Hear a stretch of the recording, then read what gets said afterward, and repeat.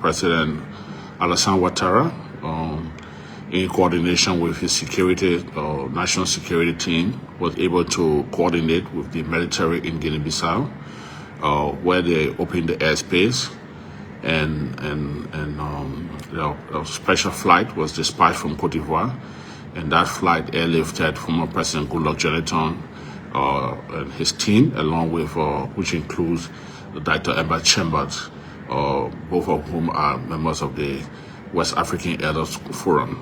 They left along with their team, but with the necessary assurances that was given to the 160 observers that were left behind.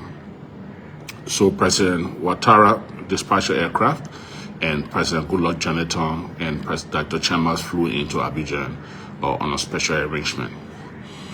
This evening, the president of Senegal, President Diomaye Faye, also sent an aircraft in line with his national security team, and the aircraft has airlifted the former president of Guinea Bissau, who was overthrown yesterday after he was being defeated in an election and organized a coup. That aircraft took him to Dakar, Senegal, along with his immediate family. He's currently in Senegal with his family after being airlifted from Guinea Bissau. The opposition leader who took part in the elections that were arrested, they have been released and they are home. And they have the necessary security protection under the auspices of ECOWAS. We still have 160 observers, both from the African Union and ECOWAS, that are still left on the ground in Guinea-Bissau. All arrangements have been made with the military authorities in Guinea-Bissau. A special Askar charter flight will be dispatched tomorrow evening to Guinea-Bissau, and that flight will take off at 8 o'clock tomorrow from Guinea-Bissau with 160 observers that are still in Guinea-Bissau. And those 160 observers will be taken to Lomé, Togo. As you know, Togo is the hub of Askar. So they will be taken to Togo. On Saturday morning, they will be dispatched to their respective destination through the regular Askar flights. I want to take this time to thank the authorities of ECOWAS Head of State and Government under the auspices of His Excellency Retired General Julius Maada Bio, who convened ECOWAS Head of State meeting on mediation and security. The Head of States will issue a communique. They are under the military protection of the peacekeeping group under ECOWAS. They are all in a hotel. They can freely communicate, and they have access to internet. Again, I thought it wise to do this podcast so I can inform the public about the unfolding developments in Guinea-Bissau.